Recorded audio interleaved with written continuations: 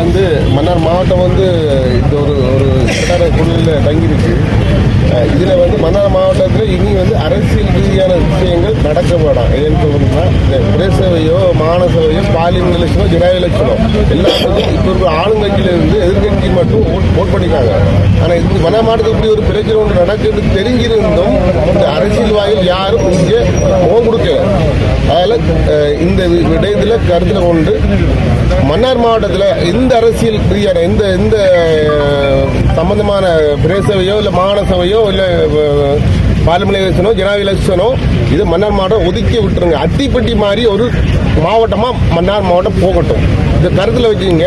நாளைக்கு எந்த வீட்டில் கொண்டு தூளையோ கஞ்சாவோ எதை வச்சு நீ சுட்டாலும் எடுத்தாலும் பிரச்சனை இல்லை. இது கைக்கிட்டு ஆனால் கருத்தில் கொண்டு கொள்ளுங்க. மன்னார் மாவட்டத்துக்குரிய அரசியல்வாதிகள் இந்த இடத்துல இல்லை. மக்கள ஓட்டை தேடி வார நீங்க ஏன் இந்த இடத்துல இந்த பெரிய ஒரு மாவட்டம் ஃபுல்லாக ஒரு ஒத்து நிற்கிற விஷயத்துக்கு நீங்க வரையலை? இது ஒரு கேள்விக்குறியா இருக்கு. இதை கருத்தில் கொண்டு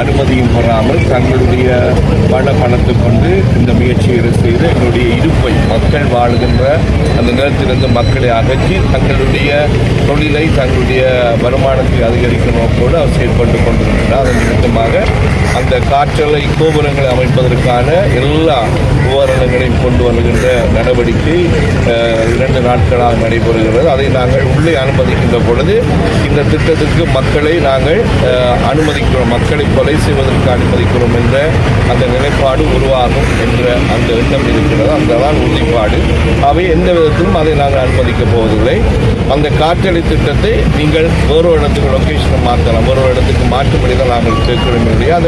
அதை நிறுத்தம் பண்ணி நாங்கள் கேட்கவில்லை. அதோடு அது தொடர்பாக மண் அகழ்வுகளையும் செய்வதற்கான நடவடிக்கைகளை பல நிறுவனங்கள் ஒன்று சேர்ந்து 2 திட்டங்களை மும்முரமாக எடுத்துக் கொண்டிருக்க வேண்டியது. எங்களுக்கு கடைசியாக கிடைத்திருக்கிற ஒரு ஆயுதம் சட்டத்தின் ரீதியாக நீதிமன்றத்தில் நாங்கள் வழக்கு தாக்கல் செய்து அதை உடனடியாக இதை தடுத்து நிறுத்துவதற்கான முயற்சிக்கு நாங்கள் அடுத்ததாக நகர்ந்து செல்கிறோம். இந்த மக்களுடைய போராட்டம் இன்றோடு இருந்து போகின்ற ஒன்றல்ல, தொடரப்போகும் இன்றிலிருந்து ஒரு தொடர்ச்சியான போராட்டமாக மக்கள் போராட்டம் மாவட்டம் முழுவதும் இணைகின்ற ஒரு போராட்டமாக மகிழ்ச்சி அடைகிறேன். இது வெற்றியின் ஒரு போராட்டமாக அமையும் என்பதை இந்த இடத்தில் சொல்லிக் கொள்கிறேன். மக்களுக்கு எதிரான எந்த இதையும் நாங்கள் அனுமதிக்க மாட்டோம் என்பதை என்னுடைய இங்கே இருக்கிற நல்ல உள்ளங்கள் சார்பில் சகோதரர்கள் சார்பில் இந்த இடத்தில் உறுதி செய்கிறோம். சிவில் அமைப்பு இதோடு சேர்ந்து அரசு அதிபரோடு உரையாடி இருந்தோம். இந்த வின் பவர் என்ற வேலை திட்டத்திற்கு கேபினெட் அப்ரூவல் இருப்பதாக கூறியிருக்கின்றார்கள். ஆகவே இதை நாங்கள் தடுத்து நிறுத்தினால் அவர்கள் மறுவளத்தில் அரசு அதிபர்களும் தங்களுக்கான டிலே சார்ஜஸ் ஒரு கம்பன்சேஷனை கேட்டு இந்த கம்பெனிகள் நடவடிக்கை எடுத்தால் தாங்கள் தனிப்பட்ட முறையில் செலுத்த வேண்டும் என்ற ஒரு நிலைப்பாட்டில் அரசு அதிபர் அவர்களும் இருக்கார்கள். ஆகவே நாங்கள் இதை கேபினெட் அப்ரூவல் இருப்பதனால் நாங்கள் இதை சட்ட ரீதியாக அணுக வேண்டிய தேவை இருக்கின்றது. அதன் பொருட்டு எங்களுடைய மார்க்கஸ் அடிகளார் அவர்களும் கொழும்போடு எங்களுடைய ஏனைய சட்டத்தரணிகளோடும் உரையாடி இருக்கின்றோம். வருகின்ற புதன்கிழமை ஃபண்டமெண்டல் ரைட்ஸ் எங்கள் அடிப்படை உரிமை தொடர்பான ஒரு வழக்கு ஒன்று தாக்கல் செய்து சில கட்டளைகளை பெறுவதற்கு தயாரித்துக் கொண்டிருக்கின்றோம், அதற்கான ஆவணங்களை. ஆகவே இன்றைய நிலையில் நாங்கள் மன்னார் மாவட்ட நீதிமன்றத்தில் ஒரு வழக்கு தாக்கல் செய்வதென்று சொன்னால் சில சட்ட பிரச்சனைகள் இருக்கின்றன. மாவட்ட நீதிமன்றத்தில் தாக்கல் செய்கின்ற பொழுது ஒரு என்ஜாயினிங் ஆர்டர் அல்லது ஸ்டே ஆர்டர் ஒன்று எடுப்பது என்று சொன்னால் அதற்கான சப்போர்ட்டிவ் டாக்குமெண்ட்ஸ்கள் கொடுக்க வேண்டியிருக்கிறது. ஆனால் இங்கு இந்த காணிகள் அவர்கள் அமைக்கப் போகின்ற இடம் ஒன்று அவர்கள் எக்வோ பண்ணியிருக்கின்றார்கள் அல்லது தனிப்பட்ட முறையில் காணியை விலைக்கு வேண்டியிருக்கின்றார்கள். ஆகவே இந்த நிலையில் எந்தவித ஆவணங்களும் இல்லாமல் நாங்கள் மாவட்ட நீதிமன்றை நாடுகின்ற பொழுது அது எங்களுக்கு சில பின்னடைவுகளை கொண்டு வருவதற்கான சாத்தியக்கூறு இருக்கின்றது. ஆகவே வருகின்ற புதன்கிழமை வரை எங்களுடைய இந்த வேலை திட்டத்தை எங்களுடைய மக்களின் எதிர்ப்பை கொண்டு செல்ல வேண்டிய தேவை இருக்கின்றது. ஏற்கனவே அருத்தந்தை அவர்களும் கூறியிருக்கின்றார் சில விடயங்கள்.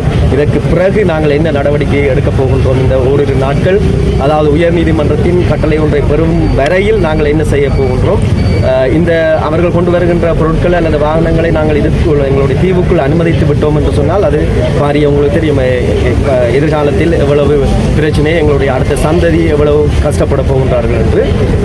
ஆகவே இந்த விடயத்தில் சட்ட ரீதியாக சில நகர்வுகளை நாங்கள் செய்வதற்கு ஆயத்தமாக இருக்கின்றோம். அதை செய்கின்ற பொழுது எங்களுடைய முக்கியமாக ஏற்கனவே எங்களுடைய அருட்தந்தை அவர்கள் கூறியிருந்தார்கள், எங்கள் குறு முதல்வர் அவர்கள் மக்களுடைய எதிர்ப்பு இன்றைய தினம் இந்த எதிர்ப்பானது ஒரு பாரிய அளவில் நாங்கள் செய்ய திட்டமிட்டிருந்த பொழுதும் நேர காலம் நேற்றைய மாலை தான் இந்த பிரச்சனை ஆரம்பித்திருக்கின்றது. ஆகவே நாங்கள் எங்களுடைய செய்திகள் அருட்தந்தை அவர்கள் அல்லது சிட்டிசன் கமிட்டியினால் கொடுக்கப்பட்ட செய்திகள் எல்லா மக்களுக்கும் சென்றடையவில்லை.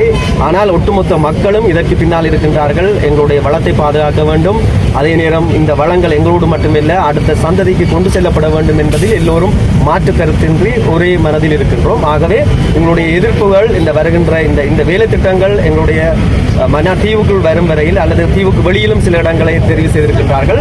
இனிமேல் இந்த திட்டங்கள் அனுமதிக்க கூடாது. ஏற்கனவே கேபினெட் அப்ரூவலோடு சில காற்றாலைகள் அமைக்கப்பட்டிருக்கின்றன. ஆனால் புதுசு இன்னும் ஏராளமான காற்றாலைகள் வரும் என்று சொன்னால் எங்களுடைய மீனவ மக்களுக்கும் இதே போன்று பல்வேறு பிரச்சனைகளுக்கும் முகம் கொடுக்க வேண்டி வருகின்றது. அதே போன்று நாங்கள் ஏற்கனவே அரசு அதிபரோடு கலைந்த பொழுது உயர்மட்டத்தோடு குறிப்பாக ஜனாதிபதி அவர்களோடு கலைக்க வேண்டிய ஒரு வேலை திட்டம் இருக்கின்றது. ஏற்கனவே இதே இடத்தில் வைத்து ஜனாதிபதி அவர்களும் பிரதம மந்திரி மற்றும் ஏனைய நிதியமைச்சர் மூவரும் கூறியிருந்தார்கள், தாங்கள் ஆட்சிக்கு வருகின்ற பொழுது காற்றாலை அமைக்கின்ற வேலை திட்டத்திற்கு முற்று முழுதாக தடை விதிப்போம் என்ற செய்தியை சொல்லியிருக்கின்றார்கள். அது உங்களுடைய ஊடகங்களிலும் இருக்கின்றது. ஆகவே அத்தகைய விடயங்களை எடுத்துக்கொண்டு எங்களுடைய சிட்டிசன் கமிட்டி மற்றும் ஏனைய எங்களுடைய பொது அமைப்புகள் எல்லோரும் சந்திப்பதற்கான ஒரு ஏற்பாடும் நடைபெற்றுக் கொண்டிருக்கின்றது.